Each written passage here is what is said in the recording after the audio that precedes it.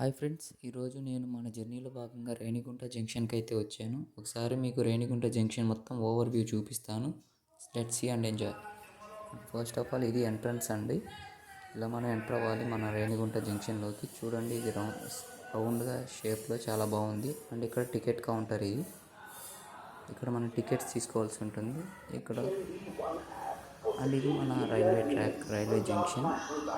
Sir చూడండి, మొత్తం చూపిస్తాను మీకు. నా ట్రైన్ అయితే ప్లాట్ఫామ్ 2కి వస్తుంది కాబట్టి నేను ప్లాట్ఫామ్ 2లో ఉన్నాను.